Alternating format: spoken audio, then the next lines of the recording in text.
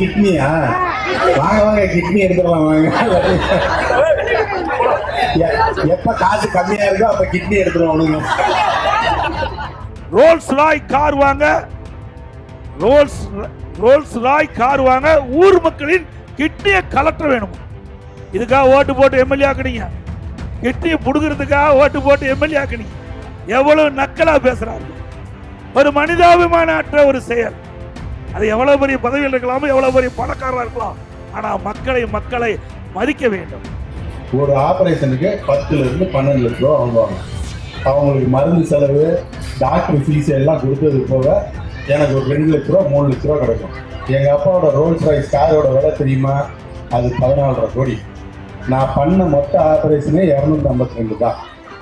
2 லட்ச ரூபான்னு வச்சுக்கிட்டா எப்போ வந்து நான் ரோல்ஸ் ராய்ஸ் பண்ணுறது? திருப்பூட்டூரில் இருக்க எல்லா கிட்னியும் கலந்தாலும்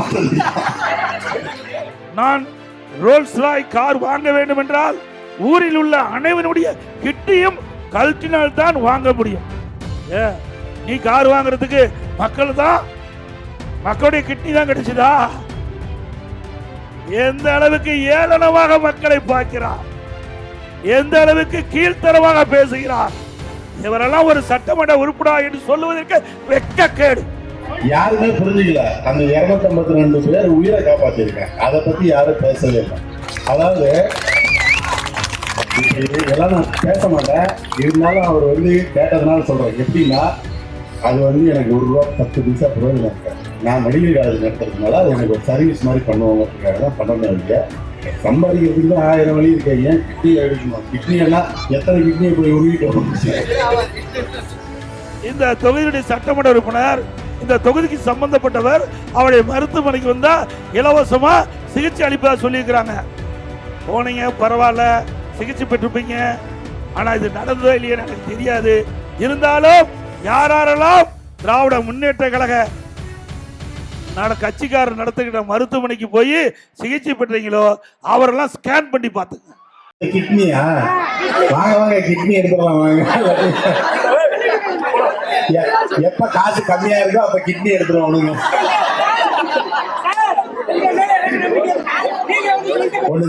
சரி, அவரு கேட்டதுனால நான் இதுவரை சொல்லக்கூடாதுங்கிறதுக்காக எங்கேயும் பேசல, ஜாலியா தான் பேசினாரு. நான் இப்ப சொல்றேன், தெரிஞ்சுக்கங்க.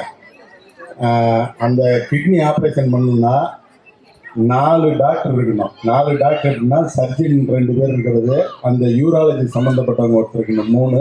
அதுல 3 சர்ஜனு, ஒரு யூராலஜிஸ்ட், ஒரு மயக்க மருந்து கொடுக்குறவங்க, மொத்தம் 5 பேர் இருக்கணும். 5 பேர் இருந்தால் தான் அந்த சர்ஜரி பண்ண முடியும். அது டாக்டருக்கு. அதுக்கப்புறம் சப்போர்ட்டிங் ஸ்டாஃப் ஆப்ரேஷனுக்கு இது அது மாதிரி இது பண்ணிங்கன்னா அது ஒரு 15-20 பேர் இருப்பாங்க.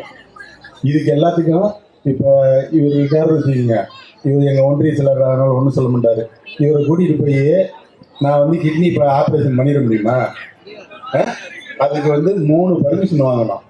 மதுரையில் போய் இவர் தான் பண்ணிக்கிறாருன்னா இவரையும் கூட்டிகிட்டு போகணும், இவங்க கொடுக்குறாங்கன்னா அவங்களையும் கூட்டிகிட்டு போகணும். அவங்க கூட்டிகிட்டு போகிறதுக்கு முன்னாடி தாசில்தார், ரிட்டையர்டு ஜட்ஜி, டிஆர்ஓ, அதுக்கப்புறம் போலீஸ் கமிஷனரு, அதுக்கப்புறம் அங்கே டீனு, மதுரை மெடிக்கல் காலேஜ் டீனு, இவங்க எல்லாம் உட்காந்து அப்ரூவல் கொடுப்பாங்க.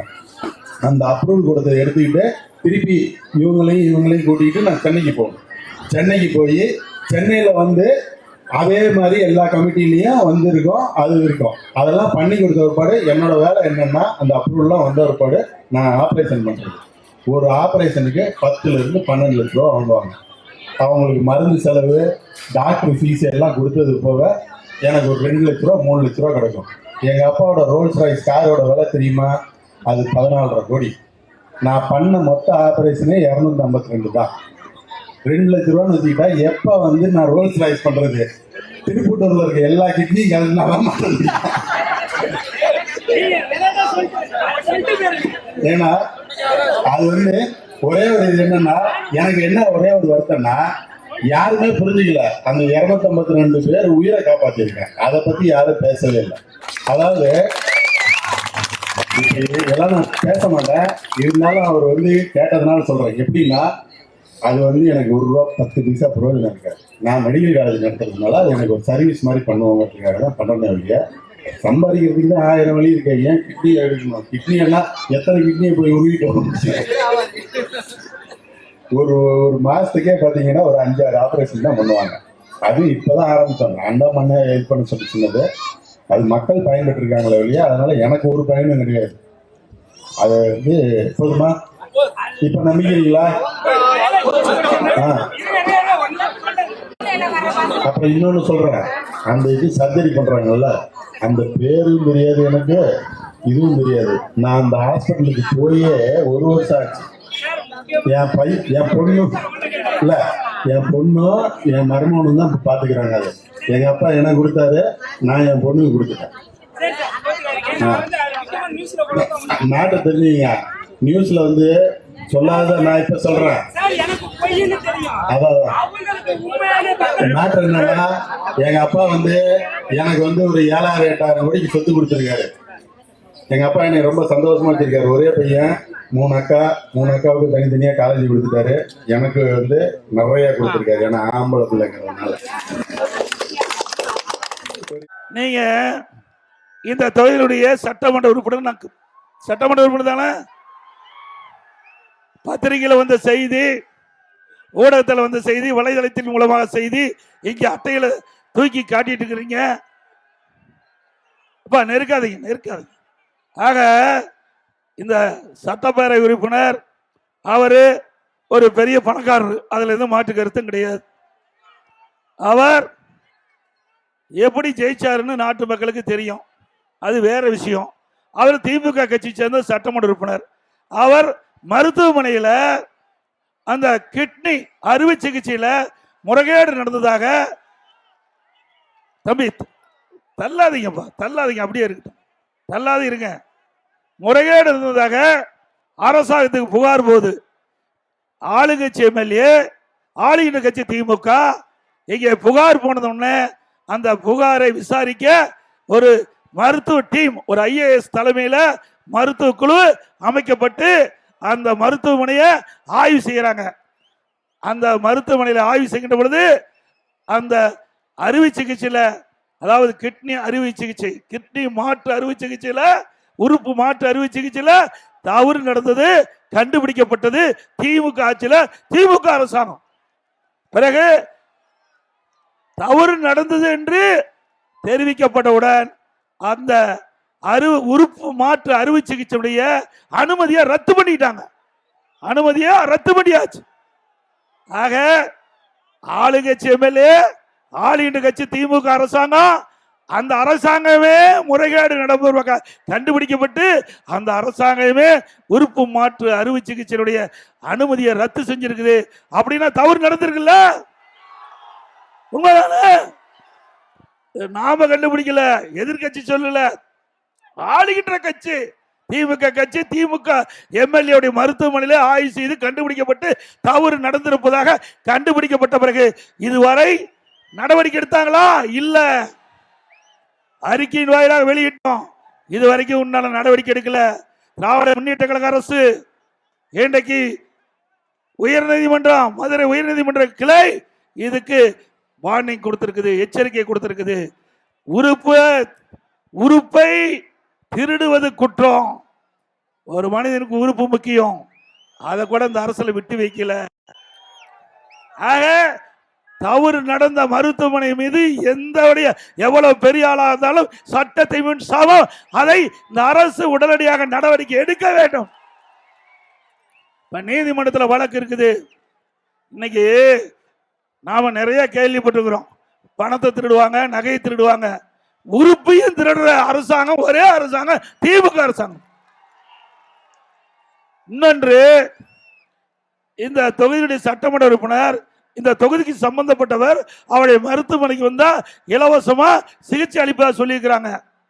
போனீங்க, பரவாயில்ல, சிகிச்சை பெற்றிருப்பீங்க. ஆனா இது நடந்ததோ இல்லையன்னு எனக்கு தெரியாது. இருந்தாலும் யாரெல்லாம் திராவிட முன்னேற்ற கழக கட்சிக்காரர் நடத்துகிற மருத்துவமனைக்கு போய் சிகிச்சை பெற்றீங்களோ அவரெல்லாம் ஸ்கேன் பண்ணி பார்த்துங்க. திமுக கட்சிக்காரர் நடத்துகின்ற மருத்துவமனைக்கு நீங்க சிகிச்சைக்கு போயிருந்தீங்களா? உங்களுடைய உடல் உறுப்பு உள்ள இருக்குதா இல்லையான்னு நீங்க ஒரு ஸ்கேன் பண்ணி பார்க்கறது நல்லது. நல்லதுக்காக சொல்றேன். ஏன்னா நாமக்கல் மாவட்டம் பள்ளிப்பாளையத்தில் இந்த 2 நாளைக்கு வந்து பேப்பரில் வந்திருக்குது. அந்த அம்மாவுக்கு கிட்னி அந்த அம்மா கிட்னி கொடுப்பதாக தெரிவிச்சிருக்கிறாங்க. கூட்டிகிட்டு போயிருக்கிறாங்க. வறுமையின் காரணமாக கிட்னிக்கு பதிலாக கல்லீரல் எடுத்துட்டாங்க. கிட்னிக்கு பதிலாக கல்லீரல் எடுத்துட்டாங்க. இது எவ்வளவு கொடுமை! வறுமை என்பது ஒரு மனிதனுக்கு மிக கொடுமையானது. அந்த கொடுமையை பயன்படுத்தி இப்படிப்பட்ட பணக்காரர்கள், இப்படிப்பட்ட பதவியில வைக்கின்றவர்கள் ஏழைகளை வயிற்றை அடித்து ஏழைகளுடைய உறுப்புகளை முறைகேடாக எடுப்பது குற்றம். நீங்கள் நடவடிக்கையை எடுக்கப்பீர்கள் என்று நம்புகிறோம். நீதிமன்றத்தில் வழக்கு இருக்குது.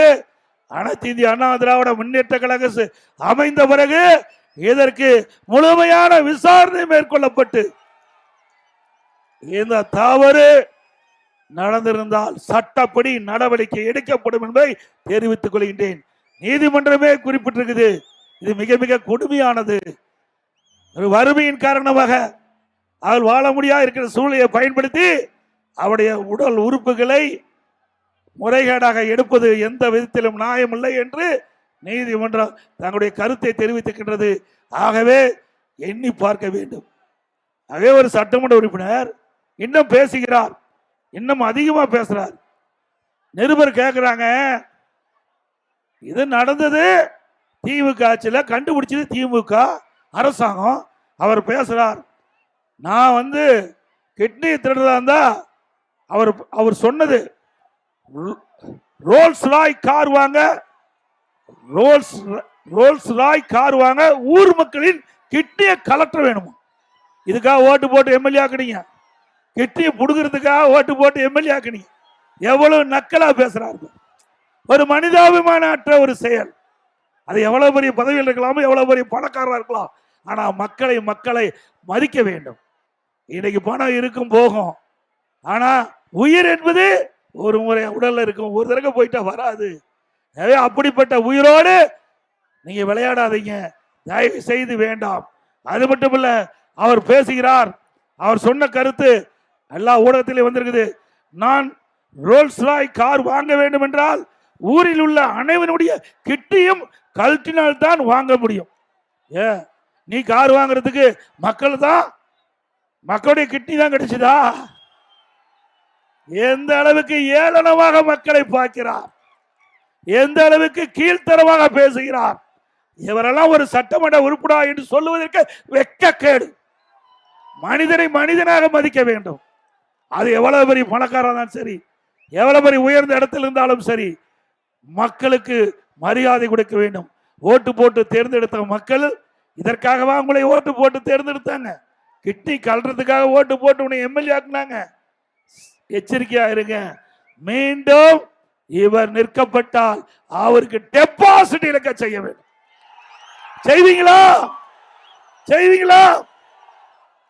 எங்க தன்மானம் உள்ள ஒரு மனிதரா நாம் இருக்க வேண்டும். எதை வேணாலும் விட்டு கொடுக்கலாம். தன்மானத்தை ஒருபோதும் ஒரு மனிதன் விட்டு கொடுக்க முடியாது. அவன் பணக்காரர் இருக்கலாம், ஏழையா இருக்கலாம், அவருக்கு ஒரு தன்மானம் இருக்கின்றது. ஆகவே இன்றைக்கு நாட்டு மக்களை பற்றி கேவலமாக குறிப்பிடுகின்ற இப்படிப்பட்ட சட்டமன்ற உறுப்பினர்கள் எல்லாம் இந்த பதவிக்கு இருப்பதே ஒரு அவலமாக இருக்கிறது என்பதை மட்டும் நான் நேரத்தில் தெரிவிக்க விரும்புகின்றேன்.